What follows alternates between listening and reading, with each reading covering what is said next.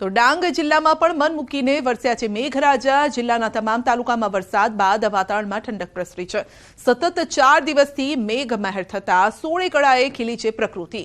વરસાદના કારણે ગિરિમથક સાપુતારામાં આહલાદક માહોલ સર્જાયો છે। ડાંગમાં નયનરમ્ય માહોલ પણ જોવા મળ્યો છે। લોકો ફરવા પણ નીકળી પડ્યા છે।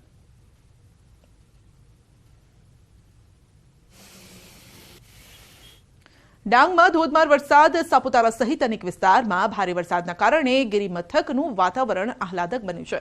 સાપુતારા સહિત તળેટી વિસ્તારમાં પણ વરસાદ વરસ્યો છે। વરસાદના કારણે ખેડૂતોમાં ખુશીનો માહોલ છે।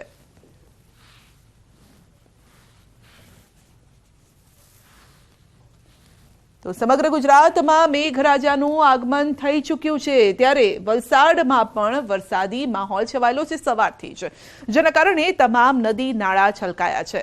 નદી નાળામાં નવા નીરની આવક થઈ છે। સ્થાનિક લોકો માછીમારી કરવા પણ પહોંચી ગયા। હવામાન વિભાગ દ્વારા ભારે વરસાદની આગાહી કરવામાં આવી છે, છતાં પણ જીવના જોખમે માછીમારો માછીમારી કરતા જોવા મળ્યા છે।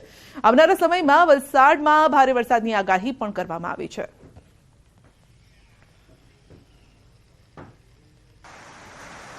દક્ષિણ ગુજરાતમાં વરસાદી માહોલ જામી ચૂક્યો છે। હવામાન વિભાગે દક્ષિણ ગુજરાતમાં 4 દિવસની ભારે વરસાદની આગાહી કરી છે, જેના પગલે સવારથી જ વરસાદી વાતાવરણ જોવા મળ્યું છે। સુરતના મહુવા તાલુકાના કરચેલિયા, વલવાડા, મહુવરિયા, સંબાબોરિયા ગ્રામ્ય વિસ્તારમાં વરસાદી માહોલ જામી ચૂક્યો છે। વડોદરામાં વિદ્યાર્થીઓ વચ્ચે થઈ છે મારામારી, અને જેના દ્રશ્યો પણ સામે આવ્યા છે। MS યુનિવર્સિટીમાં દેખાવો સમયે મારામારી થઈ। AGSU અને AGSG ગ્રુપના વિદ્યાર્થીઓ વચ્ચે મારામારીની ઘટના બની છે। કોમર્સ ફેકલ્ટીમાં દેખાવ સમયે જ આ ઘર્ષણ થયું હતું। મારામારીમાં એક વિદ્યાર્થી ઘાયલ પણ થયો છે। નજીવી બાબતે વિદ્યાર્થીઓના 2 જૂથ સામસામે આવી ગયા અને બાખડવા લાગ્યા। વધુ અપડેટ મેળવીશું સંવાદદાતા અંકિત પાસેથી। જી અંકિત, આખરે આ મારામારીની ઘટના બની કેમ? કારણ શું હતું? જી બિલકુલ સંધ્યા, તમને જણાવી દઉં કે વડોદરા મહાનગર જે યુનિવર્સિટી મહારાષ્ટ્ર સયાજીરાવ યુનિવર્સિટી છે તેની અંદર કોમર્સની અંદર બેઠક વધારવા માટે જે ઓલ ગુજરાત સ્ટુડન્ટ યુનિયન જે છે તે આવેદનપત્ર આપવા ગયું હતું, અને આવેદનપત્ર આપ્યા બાદ જયારે પાછું આવ્યું ત્યારે જે બીજું એક જે વિદ્યાર્થીનું જૂથ છે ઓલ ગુજરાત સ્ટુડન્ટ ગ્રુપ, એના દ્વારા એક કોમેન્ટ પાસ કરવામાં આવી। કોમેન્ટ પાસ કરતા એક જે વિદ્યાર્થી છે તે ગ્રુપના જે સભ્ય પાસે ગયો, ત્યાંની કોલર પકડી અને બોલાચાલી થઈને ત્યારબાદ બંને જે જૂથો છે તે સામે આવી ગયા હતા। છૂટા હાથની મારામારી થઈ હતી।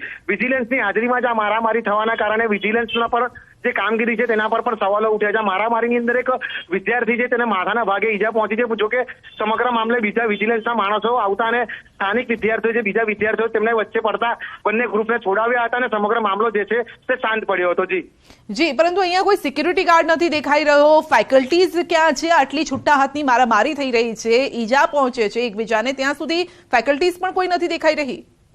જી બિલકુલ સંધ્યા, તમને જણાવી દઉં કે જે આ જે ઘટના ઘણી છે તે જે યુનિટ જે કોમર્સ બિલ્ડિંગ છે તેની બહાર ઘટી હતી। એના કારણે ત્યાં આગળ જે સ્થાનિક સિક્યુરિટી અને વિજિલન્સના માણસો જે હતા, પરંતુ વિજિલન્સના માણસો 1 કે 2 જ હતા, અને સિક્યુરિટીના જે મહિલા સિક્યુરિટી હતી તે પણ એક જ હતી। કારણ કે જે બંને જૂથ લડ્યા તેની અંદર વિદ્યાર્થીનીઓ અને વિદ્યાર્થીઓ બંને સામે મારામારી કરી રહ્યા દ્રશ્યો પણ જોવા નજરે પડે છે।